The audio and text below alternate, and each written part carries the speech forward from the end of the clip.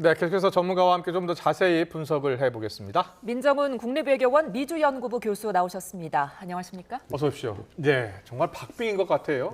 여론조사 기관마다 이 조사 결과가 다르게 나오고 있습니다. 어떻게 보고 계세요? 예, 말씀해 주신 것처럼 초박빙이죠. 예. 그렇기 때문에 누가 이겨도 이상하지 않은 그런 상황이기 때문에 예. 계속 그 여론조사 기관에 따라서 엎치락 뒤치락 하고 있기 때문에 네. 사실상 뭐 뚜껑을 열어봐지 않은 그런 그렇군요. 상황이다. 알겠습니다. 예. 예, 뭐 다 다른 결과가 나옵니다만 뉴욕타임스 여론조사를 보면은 해리스가 경합주 7곳에서 4곳을 앞서고 있다. 이런 결과도 있던데요. 그렇습니다. 그것이 다른 여론조사 평균을 내는 기관들하고 좀 다르기 때문에 좀 주의해서 봐야 되긴 하는데요. 뉴욕타임즈는 해리스 후보를 사실상 지지한 언론사죠. 그렇습니다만 이번에는 뉴욕타임스 같은 경우에는 아무래도 사주가 바뀌면서 좀 이렇게 중립적으로 돌아섰기 때문에 그래요? 그런 부분에서 많은 비판도 받고 있긴 합니다만 그렇군요. 어쨌든 뉴욕타임스는 대표적인 미국에서 진보 언론 중에 하나고요. 예. 어떤 해리스 후보가 여론조사 결과는 진보 보수에 상관없는 거니까요. 예. 그런데 이제 그 해리스 후보가 앞서고 있는데 이게 해리스 후보가 그 러스트벨트 지역, 위스콘신, 미시건, 펜실베니아에서 앞서고 예. 선베트 중에 네바다에서 앞서는다는 것이 아무래도 여론조사 평균을 내는 그런 결과로 나와 있는데 뉴욕타임스 결과가 좀 다르거든요. 그렇습니다. 예, 그래서 미시간과 펜실베니아는 그 접전이고 예. 위스콘신은 앞서고 선벨트 중에 몇 곳을 그 해리스 후보 앞선다고 나오는데 네. 그 부분 어쨌든 뭐 해리스 후보에게는 뭐 긍정적인 그 신호를 하고 있습니다만 예. 여전히 해리스 후보가 러스트벨트에서 승리하는 것이 가장 유력한 승리 방정식이라고 그렇군요. 생각합니다. 네, 지금 뭐 뉴욕타임즈 7개 경합주 여론조사 결과 다르고 또 제가 앞서 잠깐 소개해드린 그 7개 경합주 평균, 여론조사 평균, 그러니까 미국 내에서 실시된 여론조사 평균을 보면 또 결과가 또 다르더라고요. 그렇습니다. 아무래도 여론조사 평균을 내는 것은 2016년에 예. 여론조사가 승자 예측에서 많이 벗어났기 때문에 당시에 클린턴 후보가 승리할 거라고 대부분의 언론이 거의 모든 예, 언론사가 그렇게 그렇습니다. 예측했었죠. LA 예. 타임스하고 다른 조그만 여론조사 결과를 빼놓고는 다 힐러리 클린턴 후보의 승리를 점쳤어요. 그렇군요. 그렇기 때문에 그런 역사가 있기 그래서 때문에 평균을 내고 있는 평균을 거군요. 내서 최대한 오차를 줄이기 위한 노력을 하고 있는 겁니다. 예. 이런 여러 조사 결과를 종합을 해봤을 때 최대 승부처는 결국 어디라고 봐야 될까요? 아무래도 가장 중요한 것은 펜실베니아죠. 예. 위스콘신, 미시건 같은 경우에는 어느 정도 해리스 후보에게 안정적으로 뒀었다 이렇게 말씀드릴 수 있을 것 같고요. 예. 선베트 같은 경우에는 조지아, 노스캐롤라이나, 애리조나는 트럼프 전 대통령이 이길 가능성이 점점 높아지고 있습니다. 예. 그래서 펜실베니아, 그다음에 네바다를 누가 가져오느냐. 이것이 270과 276을 만드는데 그렇군요. 가장 중요한 그런 알겠습니다. 두 주라가 있습니다. 그런데 지금 초박빙 상황에서 막판에 백인 여성 표심이 주목된다, 중요하다라고 하는데 어떤 이유 때문입니까? 아무래도 백인 여성이, 그러니까 전통적으로 백인 유권자들이 예. 공화당 지지세가 좀 더 세요. 그러니까 55에서 그래요? 60% 정도는 공화당을 지지해 왔는데 그걸 남성과 여성 나눠보면 또 차이가 또 있거든요. 백인 남성 같은 경우에는 트럼프 지지세가 세고 예. 여성 같은 경우에는 트럼프 지지세가 좀 약하긴 하지만 그럼에도 공화당 쪽에 약간 치우친 이러한 경향을 보여주고 있는데 그렇군요. 이번에는 낙태권 이슈를 중심으로 해서 백인 여성의 표심이 움직이고 있다. 예. 이러한 그 여론조사 결과가 나오고 있기 때문에 민주당에서 주목을 하고 있는 상황입니다. 지금 미국 유권자 구성을 보면요. 백인 남성이 35, 백인 여성이 32, 흑인 남성 4, 흑인 여성 8 이렇게 나오는데 이게 CNN 지난 대선 출구조사 결과예요.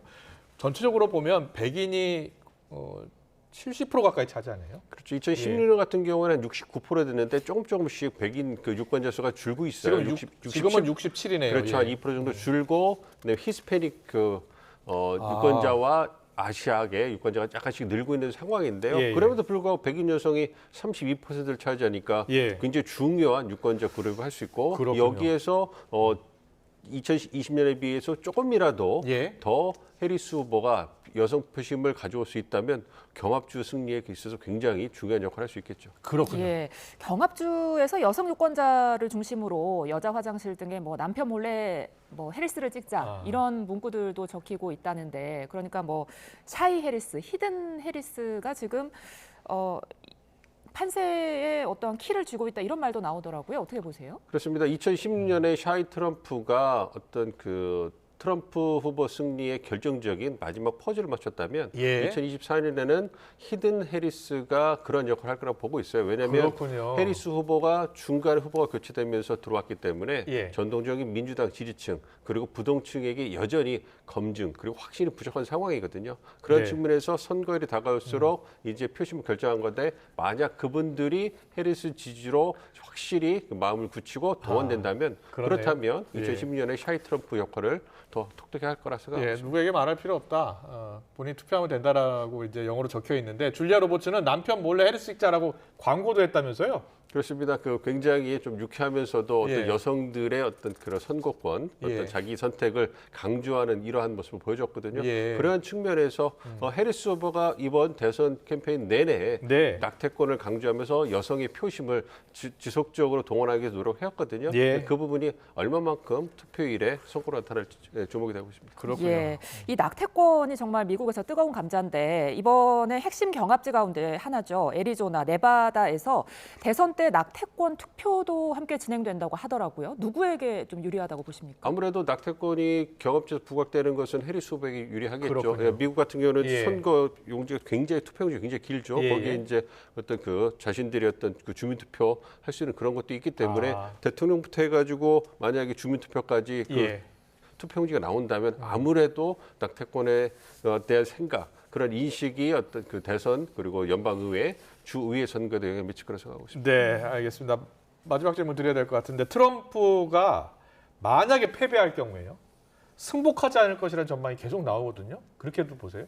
가능성이 크죠. 2020년에 그 보여줬던 것처럼 예. 이번에도 어떤 선거 불복을 위한 토대 예. 어떤 우리가 말하는 그 토대를 그 밑바탕을 좀씩 만들고 있거든요. 예. 그래서 펜실베니아의 특정한 아. 카운티에서 2,600명에 달하는 유권자가 가짜로 등록했다. 예. 그래서 사기를 치고 있다. 뭐 이렇게 자꾸 몰아붙이고 있거든요. 그렇군요. 이런 부분은 자신이 승리했음에도 불구하고 선거 사기로 인해서 투표 사기로 인해 가지고 부당하게 자기가 졌다. 그래서 네. 여전히 내가 이겼고 그래서 깜짝 승리선을 하면서 불복할 가능성이 굉장히 크고 있기 때문에 그렇군요. 2020년에 이어서 예. 또다시 굉장히 혼란스러운 그런 정치상이 표현될 수도 있을 것 같습니다. 아니, 민 교수님 혹시 시간이 괜찮으세요? 예? 시간이 괜찮으세요? 좀 바쁘시다 그래서. 저희가 시간을 조금 더 쓸 수 있을까요? 예, 뭐 하시죠. 예. 그럴까요? 예. 예. 한 5분 정도 더 하겠습니다. 예. 전 나오는 줄 알고 깜짝 놀랐어요. 예. 자, 이번에 투표율도 핵심 변수 가운데 하나입니다. 사전 투표율이 역대급으로 나왔던데 이게 얼마나 판세에 영향을 미칠까요? 굉장히 크죠. 사전 투표가 지금 7,500만 명 정도가 사전 투표를 했다는 거 아닙니까? 예. 대면이든 우편 투표든. 2020년 같은 경우는 코로나19 때문에 전체 유권자 한 69%가 사전 투표를 했어요. 예. 그러니까 투표가 그 사전 투표의 결과가 바이든 대통령 후보의 승리에 굉장히 큰 역할을 했거든요. 그래서 그렇군요. 그때 붉은 신기로 해가지고 예. 선거 투표 초반 개표 초반에는 공화당이 앞섰지만 거의 80% 넘어가면서 사전 투표 용지가 들어오면서 이제 뒤집혔거든요. 예, 예. 그러한 가능성이 또 일어날 수 있는 거죠. 그리고 지금까지 여론조사 결과를 보면 예, 예. 사전 투표에서 해리스 후보에 대한 지지가 트럼프 후보에 대한 지지를 거의 대부분에서 한 20% 이상 앞선다고 나와 있기 때문에 예, 예. 물론 그 사전 투표 계속 진행되고 있고 또 투표함을 열어봐야 되긴 하겠습니다만 예. 여전히 해리스 후보에게 유리하다고 생각하고 있습니다. 그렇군요. 예, 이게 접전 양상이라서 개표 시간도 꽤 걸릴 것 같다. 뭐 다음 날 나오지 않을 수도 있다. 결과가 이렇게들 보더라고요. 그렇게 보세요? 그럴 가능성이 크죠. 아. 아무래도 그렇지만 그 다음 날, 그러니까 우리 시간으로 6일, 7일 정도가 되면 어느 정도 큰 윤곽은 나올 거라 생각합니다. 그래요? 로스트벨트 지역에서의 표심이 어느 정도 정리가 되면 예, 예. 그걸 알 수 있을 거라 생각합니다만 말씀드린 것처럼 초박빙인데다가 사전 투표가 실시돼서 개표를 해야 되기 때문에 예. 사전 투표 같은 경우는 개표 절차가 복잡하고 시간이 오래 걸리기 때문에 예. 그리고 만약에 경합지에서 0.5% 이하라든지 어떤 그 해당 주가 어떤 지정해 놓은 어떤 그 재검표 그리고 요건에 부합한다면 또다시 또 그 개표가 이루어질 수 있거든요. 아. 그런 부분을 고려해 본다면 예. 상당히 시간 걸릴 수 있고 참고로 2020년에 바이든 대통령이 승리했다라고 언론들이 공식적으로 보도를 낼 수 있었던 게 4일 후입니다. 4일 후였죠. 예, 그렇지만 그때 그 전에 늦게 발표했던 것 같아요. 사실상 하루 이틀 지났을 때 바이든이 승리했다 이렇게는 알 수가 있었어요. 그랬군요. 예. 예.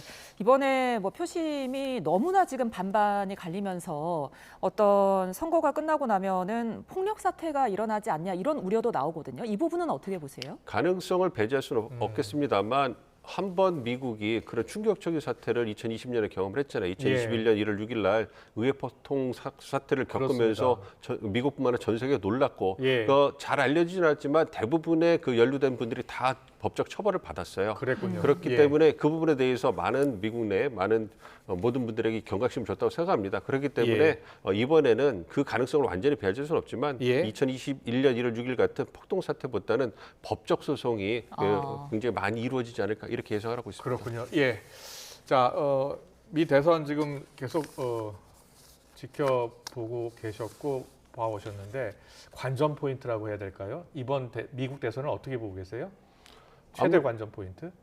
아무래도 이번 미국 대선 같은 경우에는 결과가 그러니까 남은 시간이 얼마 남지 않았기 때문에 그 남은 시간도 영향을 미칠 수 있는 건 없을 거라 생각하고요. 여전히 양극화가 심한 그 정치 환경이기 때문에 지지층을 누가 결집해서 실제 투표하게 나오게 동원시킬 수 있을 것인가 이 부분이 중요하다는 게 국내 정치적으로 확인이 됐고요.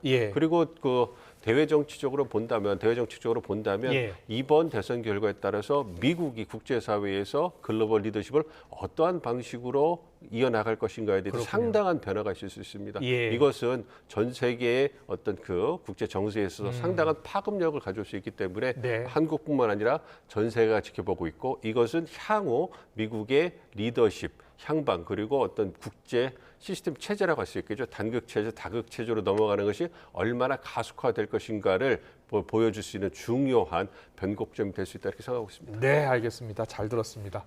뭐 한미 관계에도 큰 변화가 예상되고요. 누가 되느냐에 따라서요. 잘 들었습니다. YTN은 CNN 미 대선 개표 방송을 생중계해드릴 예정입니다. 지금까지 민정훈 국립외교원 미주연구부 교수와 함께했습니다. 잘 들었습니다. 감사합니다.